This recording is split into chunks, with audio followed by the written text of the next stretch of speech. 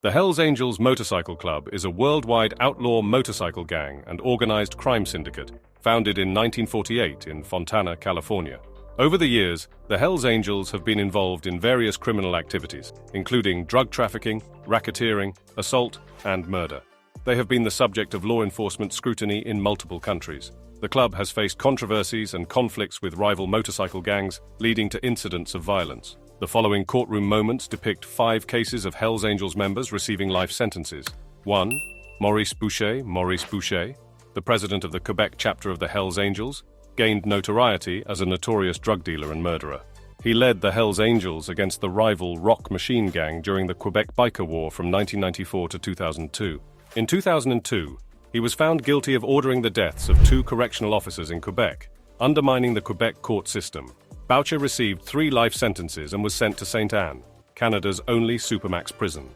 Despite his incarceration, Boucher remained connected to organized crime and continued ordering murders. In 2018, he received an additional 10 years added to his life sentence. Boucher became somewhat of a folk hero in Quebec, primarily because most victims of the biker war were criminals. However, it's crucial to acknowledge the innocent victims, including journalists, prison guards, and an 11-year-old boy who lost their lives during those tumultuous years. Boucher himself became a target for assassination while in prison, leading to his placement in a special prison section. Boucher had 2 children, Alexandre Mongeau and Francis Boucher, who were also involved in organized crime. He authorized the 1997 murders of Quebec correctional guards Diane Levine and Pierre Rondeau during the conflict between the Hells Angels and the Rock Machine. The selection of the victims was random, aimed at committing crimes so heinous that prosecutors wouldn't strike bargains with bikers to turn them into informants. Although a jury cleared Boucher of ordering those killings in 1998, he faced increased police scrutiny. He was detained again in 2000 after an appeals court overturned the earlier acquittal. In May 2002, Boucher was found guilty of the killings based on the testimony of a police informant, known as Godda's Old Shoe, who was involved in both murders. Boucher's life served as a lesson to other bikers to abide by the law, even though that lesson seemed lost on some. Shane, the main witness in the prosecution, died in prison in July 2022. 2. Joseph Lancier. In Rhode Island, Joseph Lancier, the leader of the Hells Angels chapter, has been sentenced to 5 years at the adult correctional institutions after pleading guilty to multiple felonies. The exclusive details reveal that on June 12, 2019, Lancier fired an illegal firearm at a passing vehicle near the Hells Angels clubhouse in Providence. The victim, a former candidate for Hells Angels membership, was involved in an ongoing dispute. Lancier pulled out a semi-automatic weapon, firing a shot at the victim's truck as it passed the clubhouse. After the incident, Lancier entered the clubhouse while the victim drove away. The digital video recorder with footage of the shooting was removed from the clubhouse. Lancier faced charges including assault with a dangerous weapon, firearm possession without a permit, and assault with the intent to render unconscious. Attorney General Peter F. Noronha highlighted Lancier as a substantial threat to the safety of Rhode Islanders, particularly due to the Hells Angels' involvement in criminal conduct within the state. Apart from the 2019 shooting, Lancier was charged with assaults during a brawl at a Hells Angels Providence strip club on February 29, 2020. In this incident, Lancier punched a man, causing him to lose consciousness. Providence police promptly took Lancier into custody. Lancier received a 15-year sentence, with 5 years to be served at the ACI and the remaining time suspended with probation. A no-contact order was issued for Lancier's victims, and he was mandated to pay $3,150 in reparations. Despite the severity of the charges, any remorse Lancier may have felt was not evident. Cases like this are prioritized by the Attorney General's office. 3. Adam Hall. According to law enforcement, Adam Lee Hall, a 6-year member of Hells Angels, was charged along with 2 others for the abduction, murder, and dismemberment of David Glasser, Edward Frampton, and Robert Chadwell in August 2011. The prosecution alleged that Hall, along with David Chalou and Caius Veiovis, committed the heinous crime.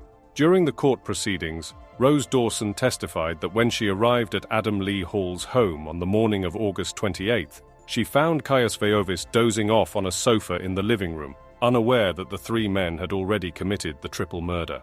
Another witness, David Casey, accused of being an accessory to the murders, testified that Hall, a top member of the local Hells Angels chapter, recounted gruesome details of the killings to him. Casey stated that Hall had informed him of the murders, including attempting to shoot one of the victims. Hall and Veovis were previously found guilty of the murders, kidnappings, and witness intimidation, receiving life sentences without the possibility of release. The victims disappeared weeks before they were scheduled to testify against Hall. Their dismembered remains were found 10 days later. Casey described how Hall had taken pleasure in torturing and dismembering the victims, assuring him that his sister and her boyfriend would be safe.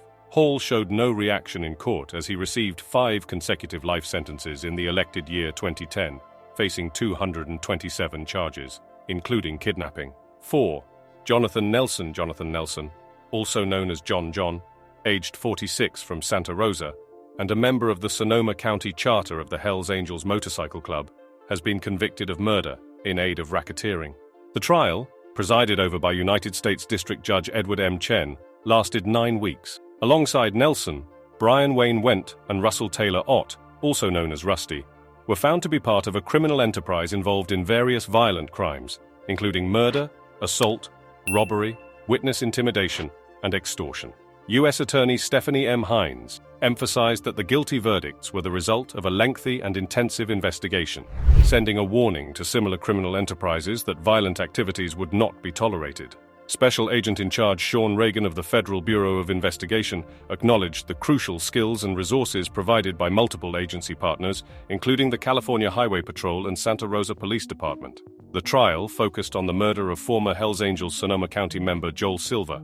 Prosecutors alleged that Silver's killing was orchestrated by Nelson, Wendt, and Ott, because Silver was causing issues for the Hells Angels Sonoma County chapter. Nelson, leading the Hells Angels Sonoma County chapter, planned to have Silver killed in Fresno, with Ott, a long-serving member friendly with Silver's family, transporting Silver to Fresno. In Fresno, Wendt shot Silver in the head at the Hells Angels clubhouse, and Silver's body was subsequently burned. Evidence presented during the trial also revealed the Hells Angels Sonoma County chapter's involvement in witness intimidation, extortion, drug trafficking, and robbery.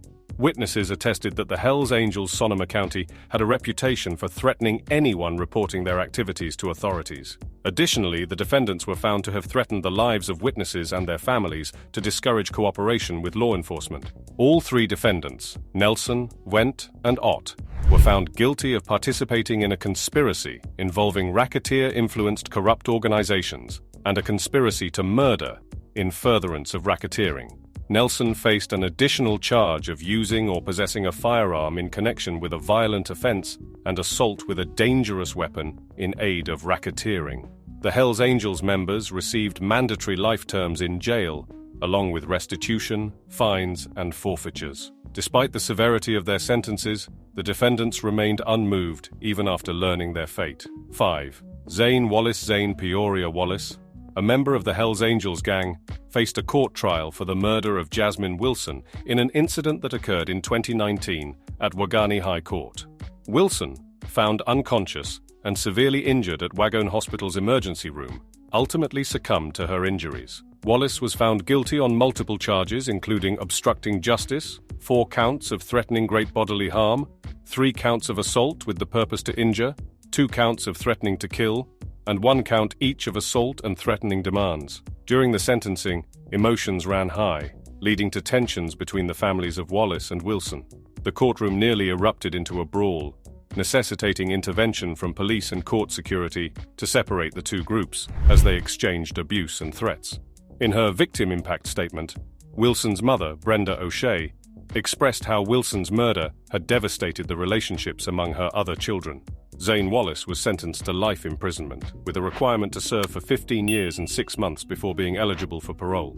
Similarly, in Berlin, a gang associated with the Hells Angels committed comparable crimes, led by Kadir P. In a German court, 8 members of the notorious Hells Angels motorbike organization were found guilty of a brutal execution-style murder in 2014. The men, aged between 30 and 37, received life sentences from the Berlin Regional Court for their roles in the deadly attack on a betting business in the city. An additional individual, who provided information to assist in resolving the case, received a 12-year term. The leader of the Hells Angels chapter in Berlin was also implicated in these crimes. 6. Kadir P., aged 35, was convicted of inciting murder and received a life sentence. Another individual faced guilt for gun violations, although not directly implicated in the murder.